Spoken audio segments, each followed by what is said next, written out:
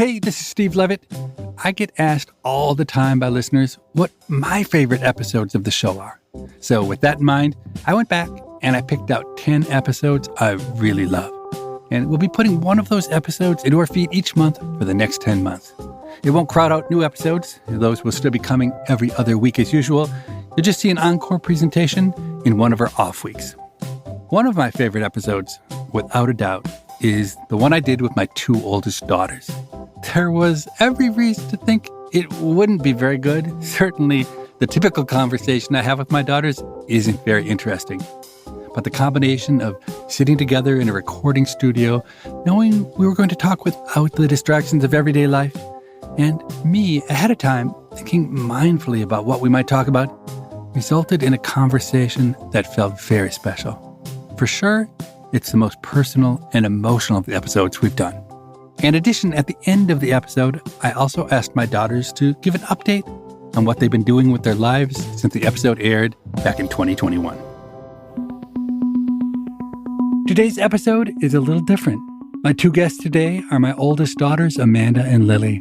And while they haven't yet won a Nobel Prize like some of my other illustrious guests, I think they'll have something interesting to say. They're thoughtful 21-year-olds trying to figure out their place in the world, which isn't always easy. Welcome to People I Mostly Admire with Steve Levitt. I suspect you will see a very different side of me today. We've talked a lot about parenting on this podcast, but today you get to actually see me in action as a parent. And there can be little doubt that I am way better at being an economist than I am at being a parent. So let's see how it goes.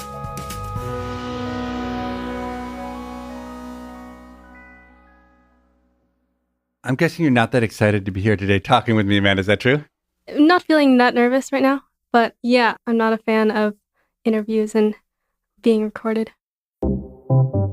My daughter Amanda tends to be shy and soft-spoken. She sometimes struggles to find the right words when she speaks. She prefers to express herself through music, photography, and writing. Lily, on the other hand, typically has a lot to say and has always had very strong opinions. So, Lily, you go to Vassar College. What are you going to major in? I'm majoring in psych and minoring in econ.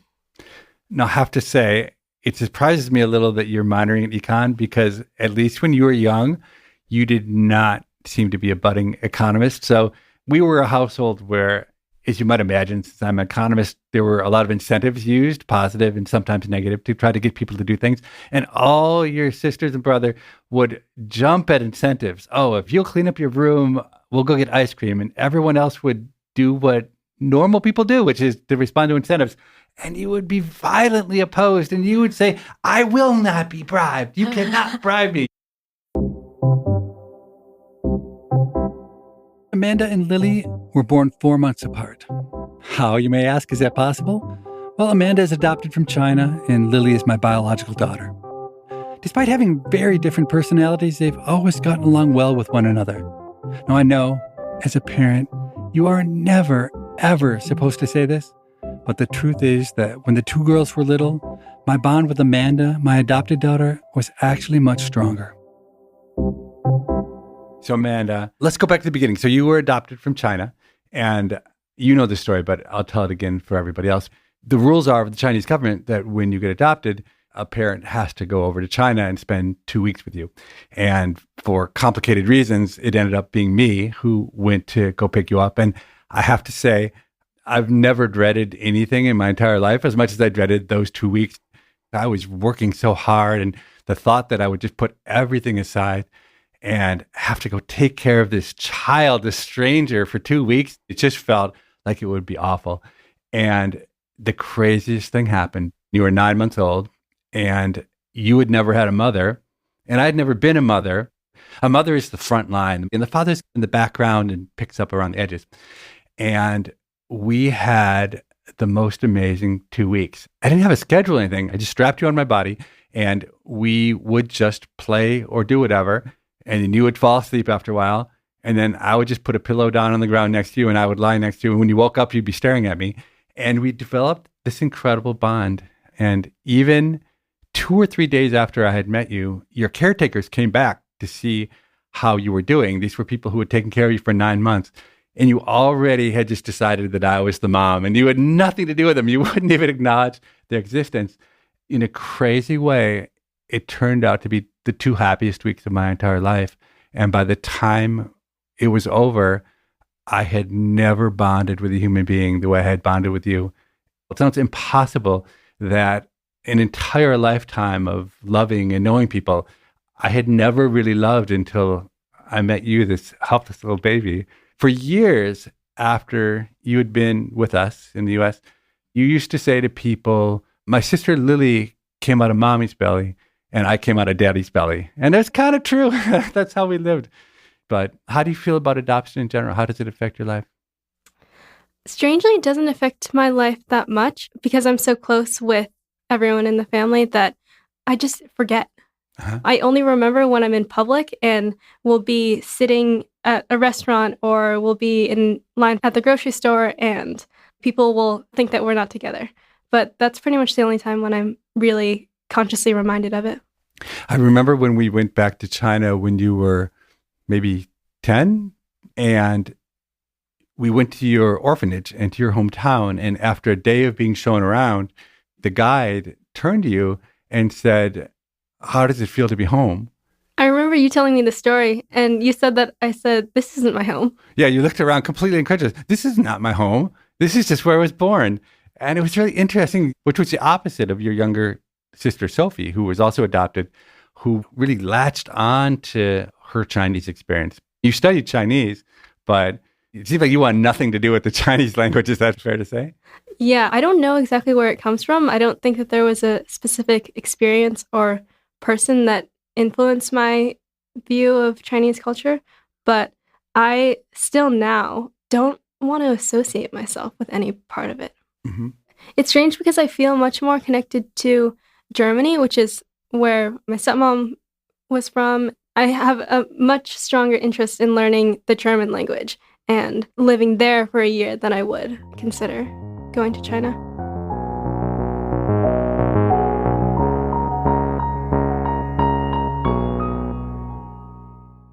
Lily, has something changed over time that's opened you up to the power and importance of incentives in life?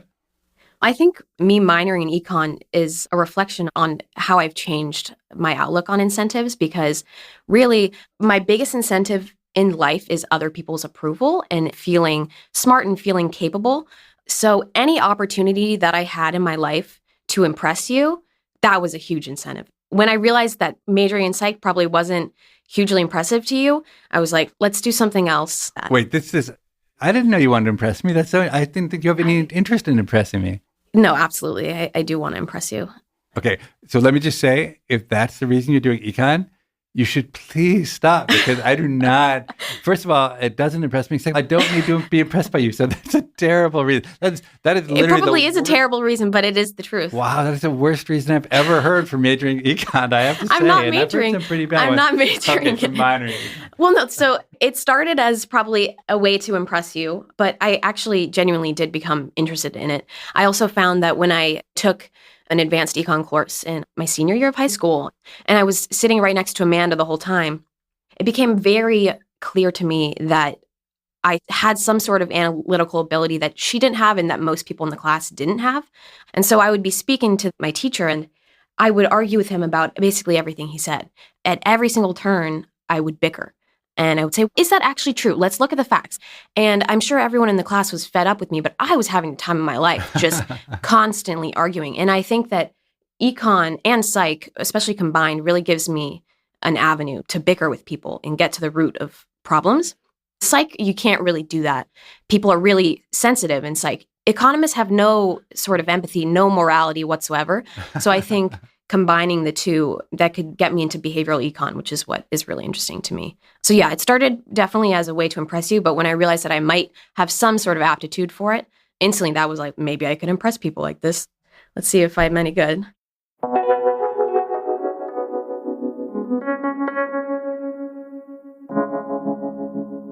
So Amanda, how old were you when you started playing the guitar? 11. You were always remarkably good at playing the guitar, but you would sing along with it. And honestly, you were an awful singer. I really worried for you because in general, I worried about you a lot. You were quiet and you were little. And amazingly, you just worked really hard and you became a fantastic singer. But then you said at school, there's an open mic for people to perform and I'd like to perform. And I was so worried. I thought, oh no, this is going to be terrible. Do you remember anything about that night when you first went on stage? So I was working with a choir teacher, and she was the one who was preparing me for it.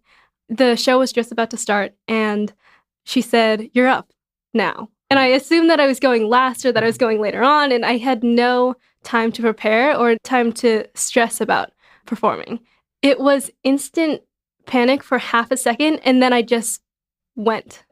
Okay, so you climbed on stage, you sat in the chair, and you tuned your guitar for what was to me an amount of time that was interminable. I was more nervous for you being up there than I've ever been for myself about anything. And you sat there and you tuned your guitar. And I'm like, what is she doing? She's totally lost it. But I think it was the opposite. I think somehow you were totally calm and you were in a very workmanlike way preparing to sing. I remember seeing a bunch of my friends in the front row. So I was mostly just focused on the audience. And it ended up being an amazing experience. So I really was waiting for the worst because at that time you were painfully shy. And the craziest thing happened because you started to sing and almost immediately you engaged with the audience. You're 12 years old, you're on stage and you were smiling at individual people. And I couldn't believe the transformation that happened to you on stage. It was as if you had lived your whole life on the stage. That was an exception to how I usually feel. Because usually I have a lot of stage fright and I get a lot of anxiety. But you don't really play music or perform anymore. Do you know why you lost interest? It was shortly after graduating from high school. When I started writing my book, I became so obsessed with that I guess that just replaced playing guitar and singing.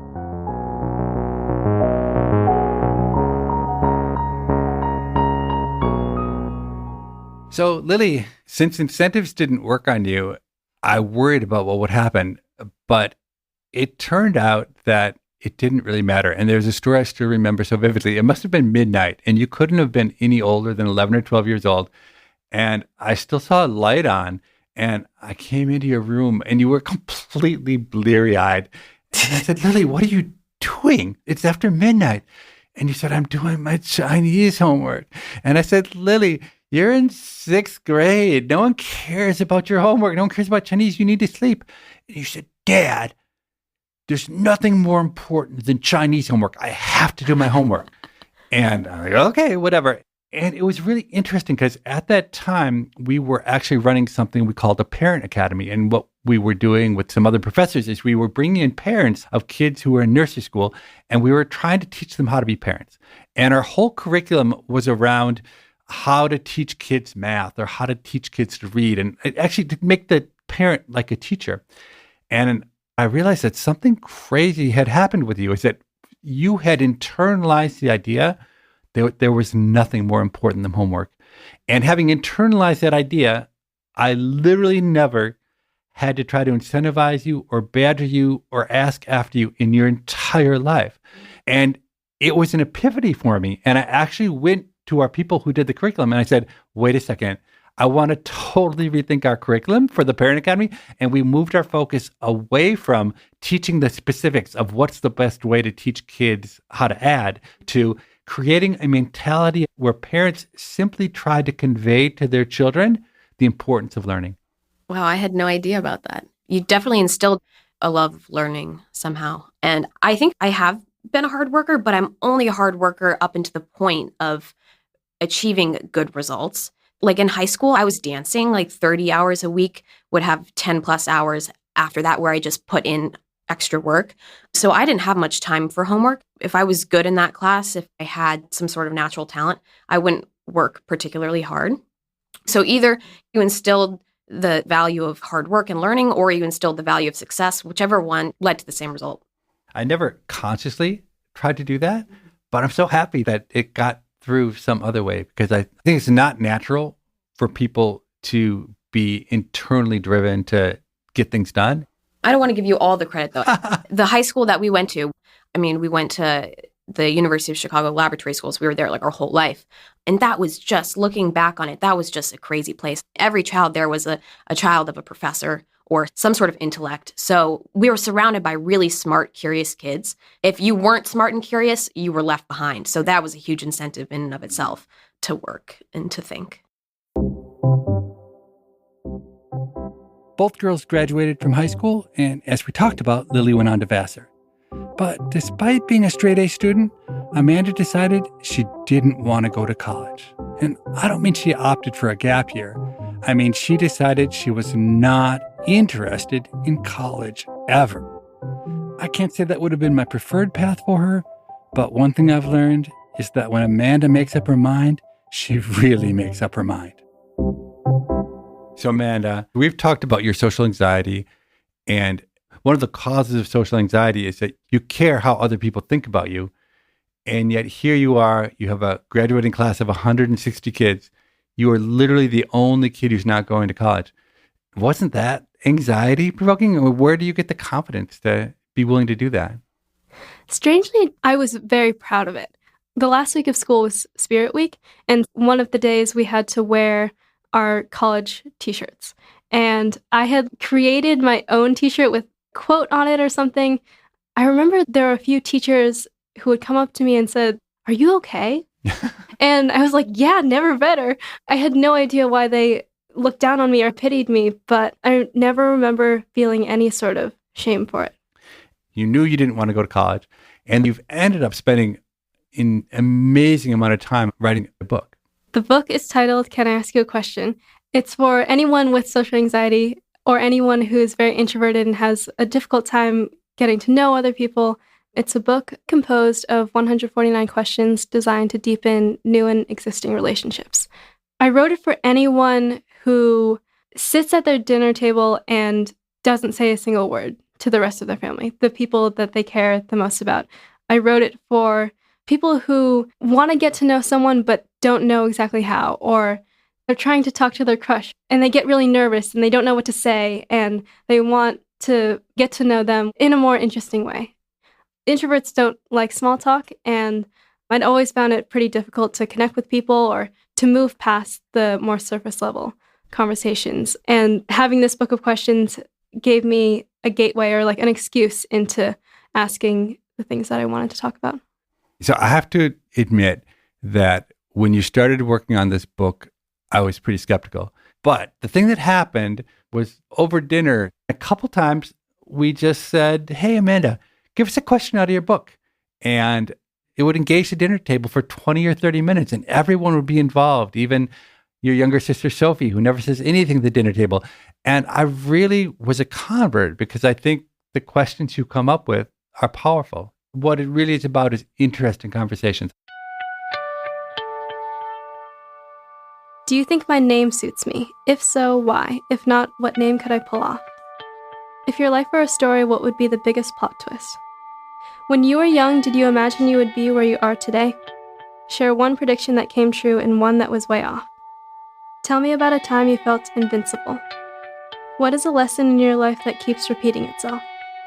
Has a compliment ever changed the way you thought about yourself?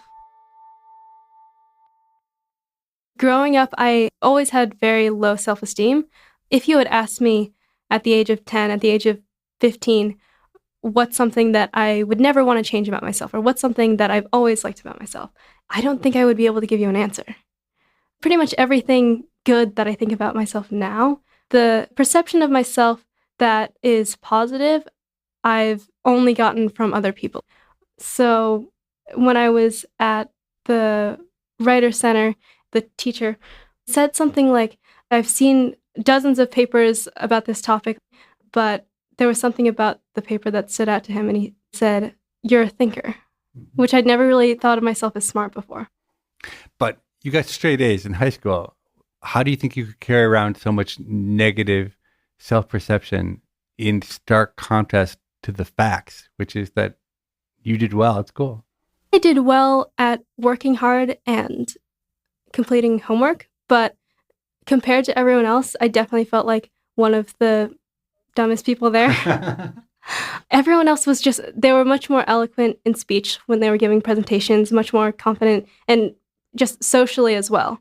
I felt like I had to work so much harder than everyone else, and other people could just get away with doing the bare minimum, but still like acing their tests.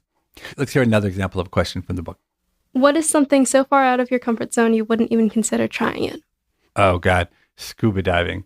I have such an intense fear of water and drowning that if you had me scuba dive in a pool, I would panic so deeply. It would be so viral on the internet if there was a picture of me trying to scuba dive that I know I would never, ever touch that. How about you? What are you afraid of? Dancing. Dancing in front of people? Yeah, at all. And it's such a weird fear to have because everyone looks stupid when they dance. And no one cares. No one's watching you. I think it's also a self-fulfilling prophecy. Maybe someone pointed out that I wasn't very good, or like I felt awkward when I did it at one of the first school dances, and then I just got really in my head about it. But yeah, I will never, the thought of that terrifies me. So here's what's interesting. I've obviously known you your entire life, and we've never talked about your fear of dancing. We've probably never talked about my fear of scuba diving. But what I love about your book is that there's something about the cues that the questions you've developed create that get people talking in a way that we otherwise wouldn't. It's a huge success in that regard. After this short break, I'll be back with my daughters, Lily and Amanda, to talk about some of the biggest challenges they faced in their young lives.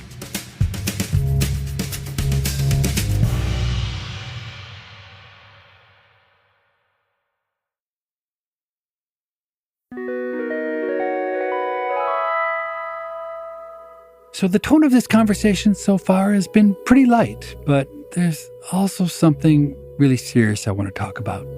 Lily has struggled with an eating disorder, and I have her permission to bring it up today. I suspect the conversation will be graphic and painful to listen to. So for the first time, and probably the last time ever on this podcast, I'm offering a trigger warning. But I do think it's important to talk about her eating disorder because hearing her story might help some people struggling with food, or maybe parents whose children are struggling. Lily, your biggest struggle has been with food. When did you first start to recognize that you had a difficult relationship with food? So right off the bat, I want to correct that. I don't think that my biggest struggle was with food whatsoever. It was really just a deep-seated self-hatred. It made no sense. I was just a kid. My issues started to crop up around 12. I had done nothing to hate myself to the degree that I did, but food was an outlet to numb all that shame and self-hatred. And it was much easier for me to think, oh my gosh, my body is despicable and it needs to change, rather than to think I am despicable and I need to change. So it was a lot more like palatable, which is an ironic word, but it was an easier thing to grasp for a 12-year-old. Yeah, so at 12, you started thinking a lot about food and restricting? I actually remember the first time that I had this sort of visceral reaction to my body and to food. We were out with your mom and dad, Gingan and Poppy, and we were at that breakfast place that we'd always go to. I remember the exact sweater that I was wearing. I went into the bathroom and just looked at myself in the mirror and saw like my stomach peeking out. And this was before the meal had started. And I took off that sweater. I tried to rip it up, couldn't. And so I just threw it in the trash. And I remember taking like paper towel out and covering the sweater as if it was this shameful thing, as if it was something that could not be found. It needed to be completely hidden. And I went out of the bathroom and sat down at the table. And I remember looking through the menu and I was just like paralyzed for the first time. It clicked with me that what I put in my body could affect how my body looked. Suddenly everything shifted. Like I could list exactly what I had for that meal, which was cinnamon raisin toast with butter. I didn't understand calories at the time, but I remember thinking, should I just eat this plain? Is butter too much? And then I ordered orange juice. And I remember like after the meal thinking, wait, that orange juice could have just been water. And from that moment on, really until I was around 20, food calories in my body were just hugely ingrained in my thought processes. So around that time, you got really engaged with ballet. Yeah, so I was playing soccer at that time. And then I kind of lost my passion by the time I was a freshman in high school. And so I quit soccer and I said, I'm going to start ballet. I was 14 years old and I was starting at the very bottom. So I was with literal 9-year-olds. I was truly double their size. And there are mirrors everywhere in these dance studios. They're often warped, just hugely unflattering. You're in a leotard and tights. I was next to all these prepubescent children. And so everything that could have been bad about the situation was bad. And really, it was the breeding ground to my eating disorder for sure. Do you think that at some level, consciously or subconsciously, you picked ballet because it was the worst possible thing someone like you could have picked? I think I have a long streak of self-sabotage, so it definitely could be. So your eating disorder got worse and worse, or at least became more and more apparent. And so by your senior year, we put you into what's called family behavioral therapy. And in addition to therapy, it meant that every single meal that you had was prepared by your parents, and that I would sit down next to you, and as long as it took you to eat it, you would eat it. And we would essentially force feed you something like 3,000 calories a day. How do you think that worked? Was that an effective approach for you? Clearly, it wasn't effective because I never actually recovered from that method. I mean, I gained enough weight to get you guys off my back the tiniest bit. And then immediately when I was out of your sights and in college, I starved myself to fruition. But it did teach me a lot. It taught me a lot of things that didn't work, but those are equally important as things that do. I regret shattering some plates and hiding some food and stuff. But for the most part, I think it was good that I went through it. So we weren't stupid. We sensed that maybe you weren't fully recovered. So we did put in a requirement that you would be weighed by a nurse at Vassar once a week, and that weight would be reported back to us. I mean, I haven't had lots of in-depth conversations with you about my eating disorder, but you were right to be nervous about how I would continue my recovery in school, because over the summer before I started my freshman year, I was actively relapsing. So you went to Vassar and you basically decided not to eat. How many calories were you getting a day when you were at Vassar? I mean, a lot of days were probably in the negatives. I would be eating so little and then exercising so much. So you literally starved yourself. Yeah. But I had already been starving myself for the whole summer. Yeah. So it was a really intense relapse. I knew as soon as my family saw me, it'd be very clear that I was unwell. So basically, I was like, I'm on a timeline here. My eating disorder has a timeline. I know as soon as they see me, I'm going to be forced into treatment. So really, that was enough of an incentive for myself, is that I don't have much time to do this. Like, I got to get her done. A lot of anorexics think of it as a lifelong dedication, but I knew this isn't going to last forever. I'm going to recover, but I need to feel sick enough before I do. I've always lived in the extremes, black and white. And so at that time, I was very much, I need to get as sick as I possibly can. And once I get there, it'll be monumentally easier to choose recovery when I feel like I'm deserving of it. For so long in my eating disorder, I felt like I hadn't succeeded in it. I felt like I was a pseudo-anorexic in a way. When I went to my first therapist, she diagnosed me with early stage anorexia. And by that time, I was 16. And I'm like, I've been struggling with this for 4 years and I'm still early stage. And so at that point, I was kind of like, this is my new mission in life. I need to do it. And I need to do it well. I think that people hearing this perspective for the first time, it will be really shocking to them. The idea that like you had to be a good anorexic to deserve to recover is so distorted, right? Even as everything unraveled for you.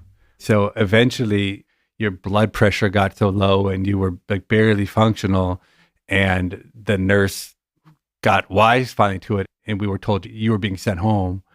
Even at that point, you wanted more time. You needed to finish the job. Just everything's fine, you would say, as you steadily killed yourself. And we should just sit back because you needed to get the job done. I knew that, yeah, it's going to be awful to watch me in my demise, but I'm telling you guys, there is no way that I would choose recovery unless I feel like I deserved it. And anyone who is listening who's struggling with an eating disorder, most people will never reach that point where they feel like they're ready to recover. My dad is the reason why I decided to go into treatment to begin with. And I still don't remember that conversation. But most people are never going to have a point where they're like, I'm ready to do this. And somehow I had the self-awareness to know, I know it's strange, but I really do think that I'm going to choose recovery when I'm ready. It was so hard to lie to you guys, but I knew if you don't just let me get sicker, I'm going to be sick for the rest of my life. And so I was willing to let myself get sick enough to choose it, if that makes sense. Mm-hmm. So you got brought back to Chicago and you were in an awful place. You were in the hospital. The doctor involuntarily put you in the ICU. You had a feeding tube in your nose. And I have to say something interesting. It's something I've talked about on the podcast on a different episode, is the idea of giving up control. And after your older brother, Andrew, died, I found the only way I could live was by accepting that I didn't have control.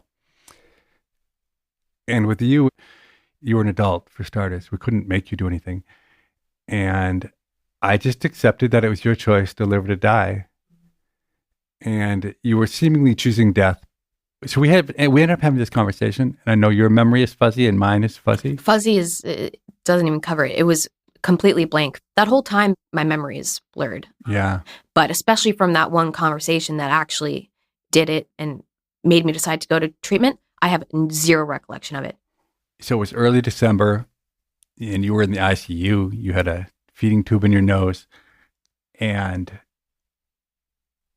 for some reason, I was very much at peace that morning. And we were talking, and unlike my usual sense, I'm always trying to advise people and to have the answers and to try to manipulate situations in my own best interest.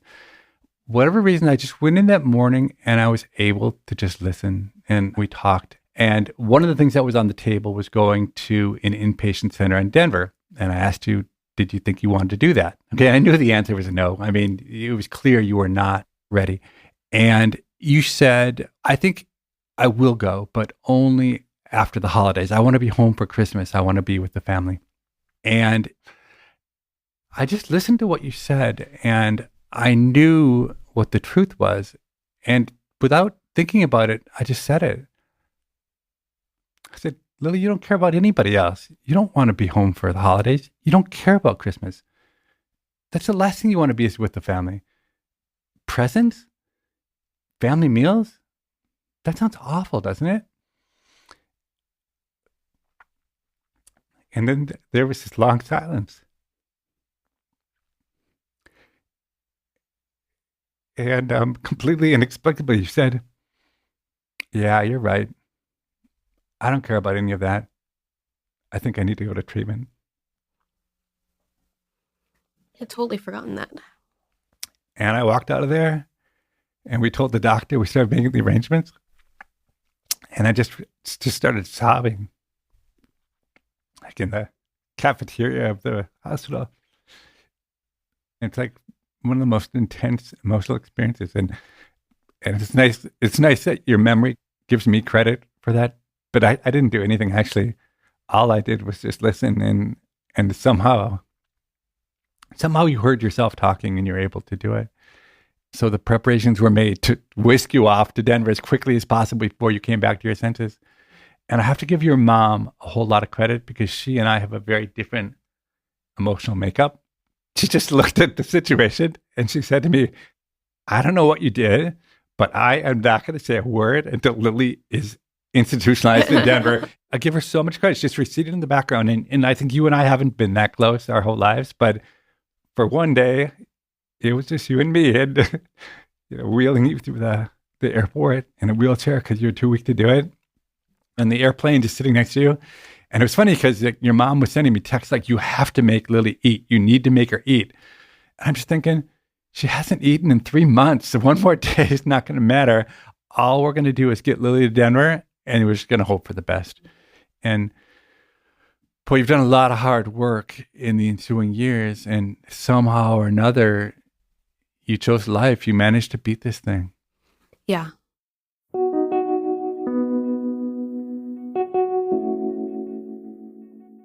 I'm delighted to report that these are happier times in the Levitt household. Lily's doing well at Vassar, despite minoring in economics for all the wrong reasons. And while I never would have chosen this path for Amanda, having watched her over the last 3 years, it sure seems like she made the right choice skipping college.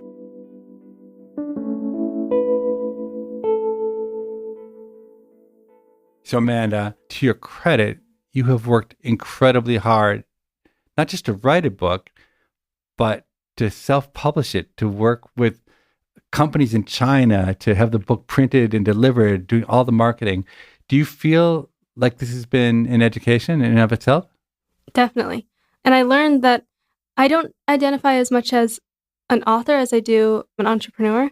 I remember you would come to me, you would notice that I'd be sitting in the same place working for 6 hours straight, and I'd just be doing my taxes or something, or trying to learn more about building a website or other elements of business. And never for a second do I remember thinking, I want to quit, or this is boring, or I hate this, even during the most mundane parts of it.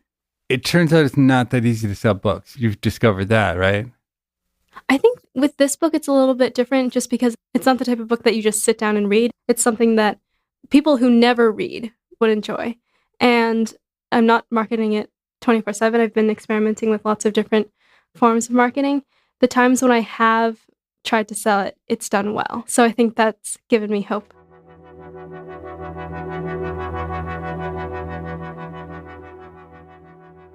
So Lily, along the way in your recovery, you started an Instagram account, something you call a recovery account. What is a recovery account and what did you write about? Really, I started this account when I was around 15, probably. It's Recovery and Discovery, 1D. So even though I wasn't actively trying to recover, I thought maybe this account would hold me accountable. And when I went to treatment and I decided that I really wanted this for myself, my content started to shift. And I started inspiring people to recover. And I started inspiring myself to recover too. Like, it's been special that I've been able to capture all of it and help other people through it and have this sort of journal going back years. Scrolling through my account these days is so jarring because I read through the captions of when I was sick. All the triggering ones are archived, but I'm just stunned by how much I've grown and really how unbelievably stunted I was, obviously physically, but emotionally, mentally. A lot of people, when they really just aren't eating, their brain stops working. I was able to function in my day-to-day life well enough that people assumed I was fine. But looking back on it now and seeing who I am and how much life I have in me, it's truly incredible how different I am and how different my life is.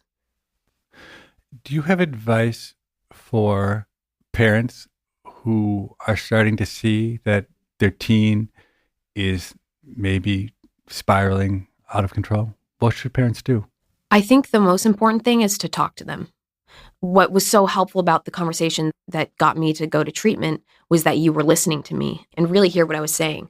Because a lot of times what parents and friends will think is that the eating disorder has taken over every inch of their mind. I never believe that's true. There's always a bit of humanity left inside the person.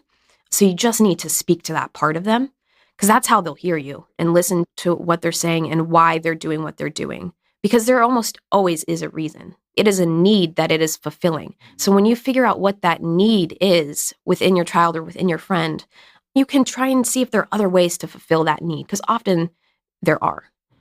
I remember saying to you guys over and over again, you and Mom, we were at some cafe across the street. You guys were trying to get me to eat. Both of you probably knew it was hopeless, but I just kept saying, you let the wrong kid die. Like referencing Andrew, who passed away when he was a baby. I never got to meet him. I wanted to find the one thing that could hurt the most for both of you. And I thought that was it. And I thought maybe if I just hurt you both enough and made you realize that I was hopeless, that you would let me just continue to starve myself. Probably broke both of your hearts. But when even that didn't get you to let up on me, I knew, okay, I don't think anything will get you guys to give up on me. Yeah. And do you have advice? What about for a teen or a young adult who's starting to feel the struggle with food? To those people who are just beginning to struggle with an eating disorder, I would just tell you, you have nothing to prove to anyone. You don't need to lose any more weight to be deserving of recovery. And, if you've been struggling for a year, it's going to take you at least double that to get out of it. Those 6 months that I was actively relapsing, it took me 2 years to come out of that. So just imagine 6 years, 10 years from now, struggling with food. And then imagine the next 20 years that you'd be having to get yourself out of that hole. Do not waste the next 10 years of your life on this. Get out now while you can. Prove to yourself that you can get out of this spiral before it gets too bad.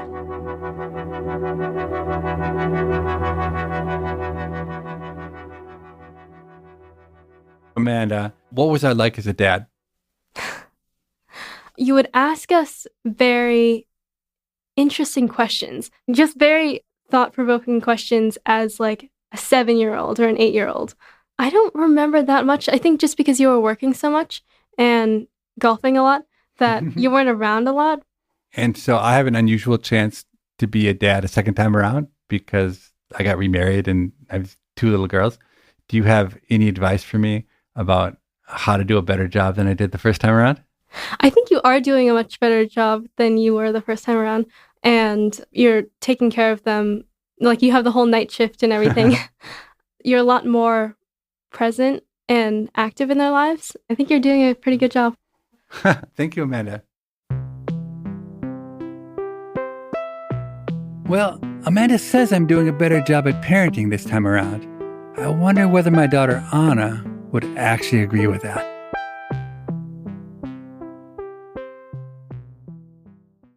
What's your full name? Anna Alexa. And how old are you, Anna? 4.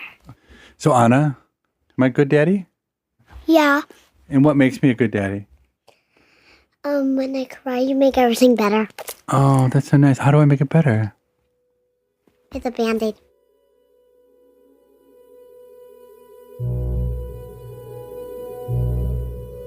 I imagine these conversations with my daughters going in various directions, but one thing I did not expect was that we would talk about so many things we've never talked about before. Things like Amanda's mortal fear of dancing or Lily studying economics to impress me.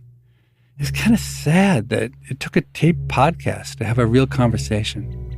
If there's one thing I will take away from this episode, it's that I want to talk a lot more with my adult kids, off tape. Amanda is now 24 years old and Lily is 23. I asked them both to give an update on their lives and to say a few words about how they felt about the episode. Here's what they had to say. Hi, everyone. It's Lily. Directly following the release of the podcast, I listened to it once and I was just overwhelmed with positive emotion. I let it rest. I didn't tell anybody. Then I listened to it again. And after that, the critical voice had left and I could just hear how objectively beautiful the podcast was.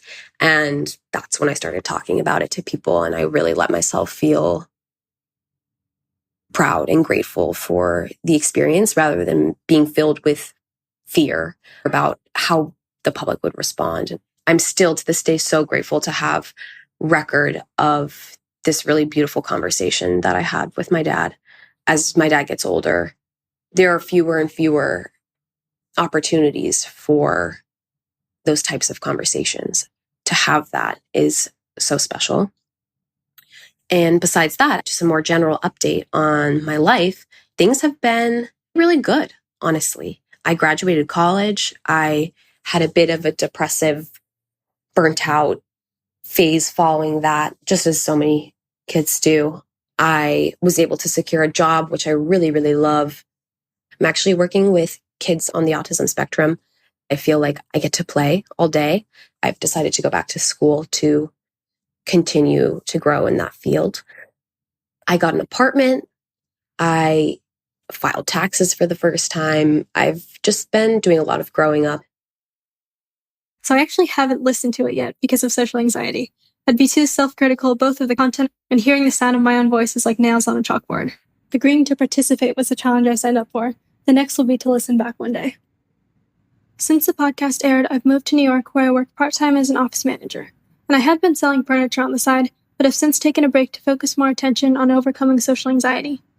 Self-publishing the book sparked a real passion for business. For 2 years after the episode first went live, that was all I did, all I thought about. But in the process, I neglected every other area of my life. I can't wait to get back to it one day, but for the foreseeable future, I'll be taking a step back. To buy Amanda's book, visit canIaskYouAquestion.com. That's canIaskYouAquestion.com. We removed some of the specifics from Lily's story to avoid her actions serving as a model to others.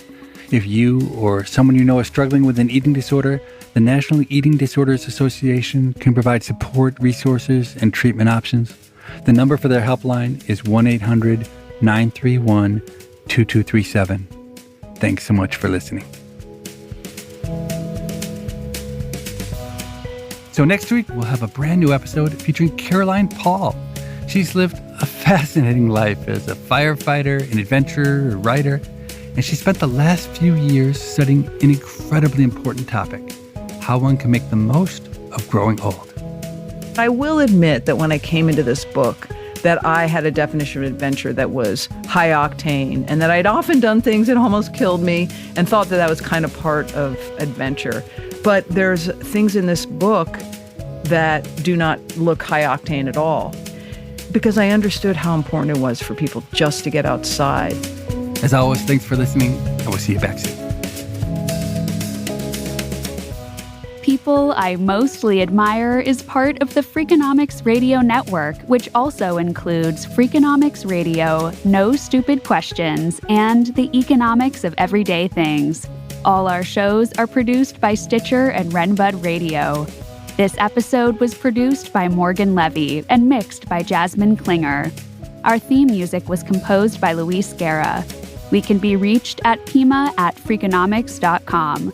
That's PIMA@freakonomics.com. Thanks for listening. How would you feel if someone told you you're just like your parents? How would you feel if someone told you you're just like your parents? It depends on which parent. You better stop there. That's only going to get ugly. The Freakonomics Radio Network, the hidden side of everything. Stitcher.